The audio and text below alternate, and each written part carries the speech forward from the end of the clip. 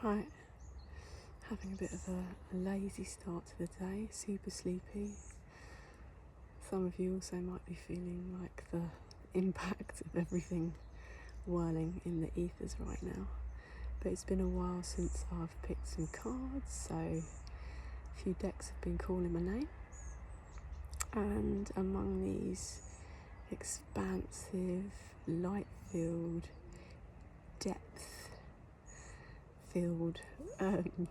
moments towards Lionsgate, whether we know what it is or whether we just feel something's a little bit different physically, energetically, and in the connections around us. Just wanted to honour the breath and coming back to our safe spaces, our places in nature that bring us peace and grounding, where we can recharge the love that we hold inside and come back to our full internal alignment before going out again or interfacing with the wider world. And with that love message coming through, I have a tuning fork, 528 hertz, just to recalibrate a little bit. And despite the goings on around, I know the wind's blowing, there's a few little animals and bits and bobs scurrying around here. I feel this is a time for us to really focus on what we desire, to discard the opinions of others, to discard the idea that we might be the villain in someone else's story, because truths always come to light, 212, and it doesn't matter how we're perceived by individuals who've never met us, don't know our story. You know, even if you share on YouTube or your name is being shared in other circles, nothing matters. It's a time for wishes. It's a time for true, pure intention and gratitude. So, a little recalibration with the tuning fork.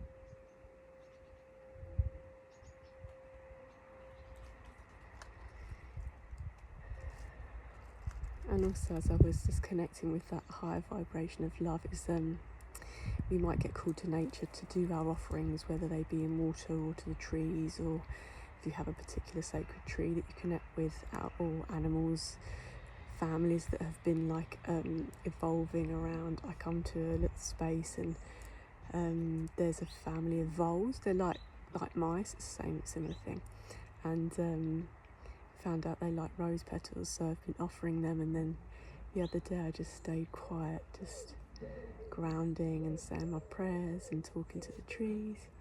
And then I see mama little vole walk down and have a little sniff and a nibble of the rose petal, and then little baby, and they're just scurrying. And so I think with the Gaia sort of on loudspeaker, as we know at the minute, there may be just beautiful things to sort of observe in nature and slow and sit down if we feel like there's just too much going on.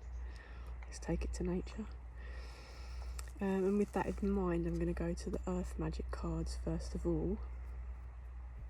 See if there's any messages that come through regarding the Earth realm.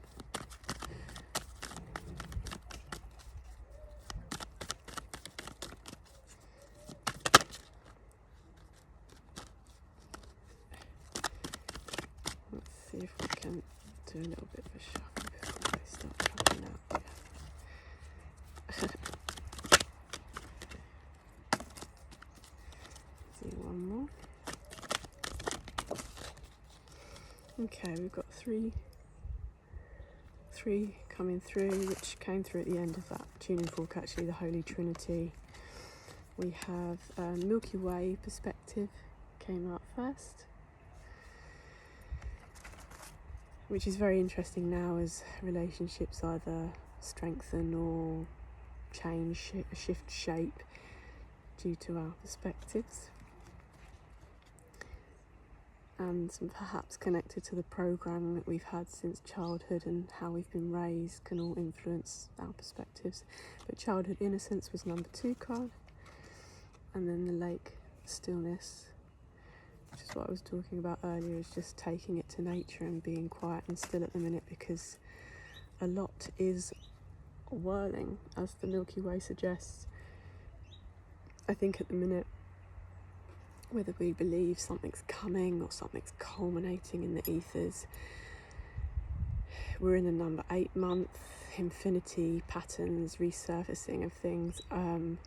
It all depends on how we're looking at it, perspectives, whether we want to tap into the wider propaganda of various physical realm spectacles and shows like elections or various things, or if we want to maintain our own frequency and stay in our own program of learning about ourselves through this life. And yes, that is essential to, it's like essential to have the mirrors and the connections. But in terms of some of the negative projections that might come our way when we are committed to something, we get, people, places and things pulling us, pushing us off our path, or suggesting or tempting that we go this way or do that way or go with that person or do this, is how are we sort of viewing and observing the situation? How is our perspective influencing positively, negatively? I don't know if it's about that sort of black and white contrast anymore, but how is our perspective influencing newness that arrives in our life, new sort of energies that might be trying to lead us in a better way? And then child came through, which it feels kind of like playful at the minute because of the summer and the sun where I'm currently at. And also with Lionsgate and with the resurfacing, there might be things just from our programming and how we were raised that are coming up for addressing as we step into new roles or relationships, or mirrors around us sort of bring up those stories, even of joy and remembrance, of sharing what we learnt through our lives as children and in nature, and playful stories that are coming. But how can we take it back to the beginner's mind, that childlike innocence that all of us need to nurture inside to feel safe, to feel fully grounded, really. And it's funny because willow trees have been a theme for the past sort of week, 10 days for me, and I feel like these are willow trees. Here is the lake and the stillness, the water cooling, which I'll get to the mermaid deck in a minute, but the lake and the stillness is obviously a place from which we can truly reflect when we've shut out the external noise, the external opinions, especially if we're sensitive and people's words, perspectives, attitudes towards us might influence us, or their energy system might sort of come over to us and make us feel things that are not actually our own. It's coming back to stillness to help us connect to self, to be more present, to continue to know ourselves and not lose ourselves in the depths of the wonderful, weird world that we live in. And so, moments of contemplation might be calling you to take it to nature, meditation before going to sleep at night. We'll go to the water deck now, just following on from the lake, because I've been in the water this week. There's a lot whirling to do with cleansing, because of the manifestation power of this season, these next sort of 10 days, 12 days, to be really conscious of what is in our energetic field, whether we're working with truth, intention, purity, or whether there's deception and misunderstandings and lies. So, as I said, truths always reveal themselves, even if it's highly uncomfortable, but we're all warriors here on the earth realm, so it's not like we can't get over things. Let's take one, 2,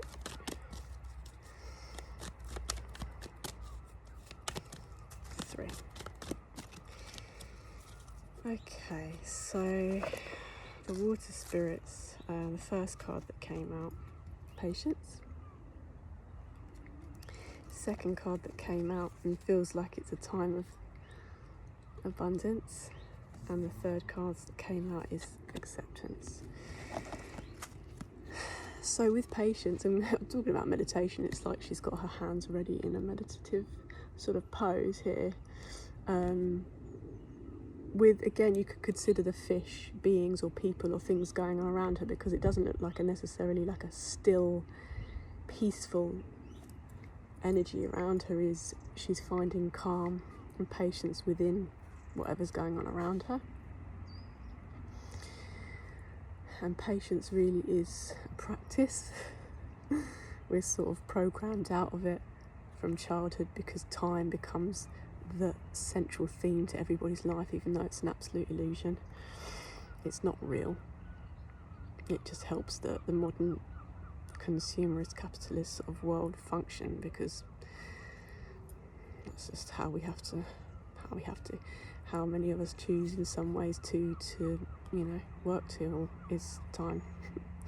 But patience here, and also purple, there's a lot of inner knowing, the third eye, like understanding, truly understanding,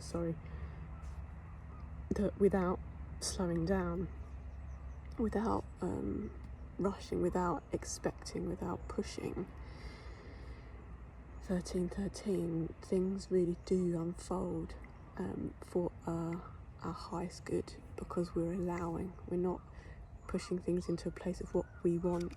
So I believe that's quite relevant at the minute. Patience while we're also working towards our dreams and visions and goals, which we shouldn't ever really give up on, so that we can maintain that frequency of abundance, which here is shown in obviously things and material wealth of beautiful shiny trinkets, but abundance is a frequency of truth, of knowing that we have so much in every moment. We'll always be able to overcome challenge once we believe we're on an abundant, once we root in, not belief, it's just a knowing that we're on an abundant frequency, because we're still alive, and there's been challenges that could have taken our lives, and we've got food and shelter and running water, and we feel love in our hearts. That's an abundance frequency. So gratitude this week and in these energies of Lionsgate to continue to maintain that, because it isn't a given, and if we don't give thanks for the wonderment in our lives and around, it can be, I believe, people don't believe in punishment or law and the laws of cause and effect, or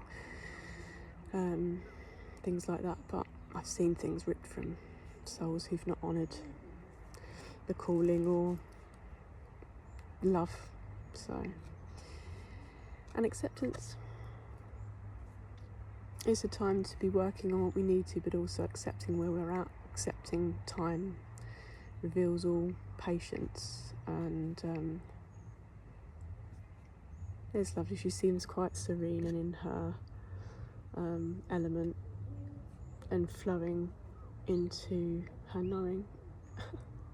without wanting to cringily rhyme, is accepting things that we can't change and that have appeared for reasons greater than the eye can comprehend at this moment in time. So, and I haven't worked with this deck for a long time. This is the Light Oracle, so it could resonate with some people.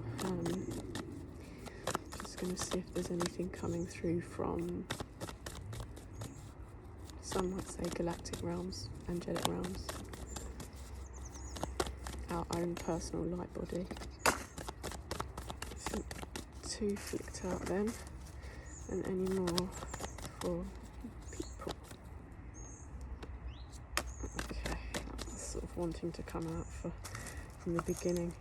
Okay, so the first card that came out, Pillar of Light, which is always beautiful to see in Lionsgate, and as we're talking about connecting to higher energies, because divinity is all around, soul guides, soul family, angelic guidance, and our own personal vibration, alignment, frequency can take us to the highest of heights. As I was talking about at the beginning, is just coming to stillness, and whichever practices we choose to be in our own high vibration of purity and truth and love for ourselves first and foremost. Your vibration is rising, you are the oracle. So we have all the answers inside. It's a shame that some of us still seek validation from people around us, or us needing validation from the opposite sex all the time, rather than just rooting in our own divine sacred union, masculine and feminine, knowing that we are gods and goddesses if we claim it. And this is interesting, I haven't connected with this in a while. This is the akasha.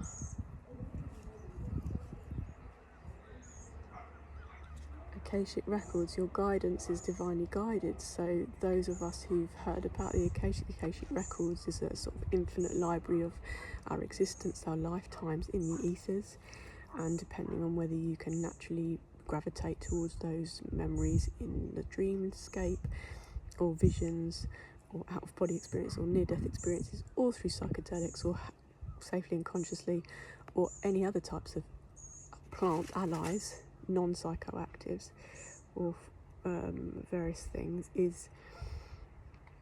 there is said to be, and those of us, many of us have felt this library of lives, this record of times lived and times to come, and memories that have created our soul's experience over lifetimes. And I don't think I need to say anything more about that, because I believe this time right now, as the portal's opening, is for us to ask and invite that journey in, if we are called to it, if we feel like it's time for us to delve deeper. And whilst we're doing that, because of how expansive and how open this energy can be, is the final card that came out is protection. Call back your power, cut the cords, soul retrieval. So what's interesting is, like, we are, when we're living in truth and love and purity, we are protected beings. We're protected. We're not put on the earth to die. You know, we'll all have our death story at some point, but until that point, we go through rebirth and death cycles all the time. But in terms of what might have energetically drained us, or people or souls who are not fully rooted in their own love and depend on others for energy, consciously or not, it's not about someone being a bad person, it's just how someone operates. Someone might not be able to generate or know how, we're all capable, generate their own love or their own light or their own fulfillment, you know, having to be in codependent relationships for validation. And it's not about community and connection, because we all need that as soul beings, some more than others. Some of us have got to a point where can't be in company all the time because of what we've chosen to, how we've chosen to live, and also what we find in the stillness and the solitude, the messages or spirits that we connect with. It fills our soul differently. But the sort of eclipse, like, it could also be connected to, I believe there's an upcoming eclipse season which will be great. Energy just after Lionsgate, and then new moon and eclipse season is things might be revealing themselves, and so protection is always essential to rooting, really.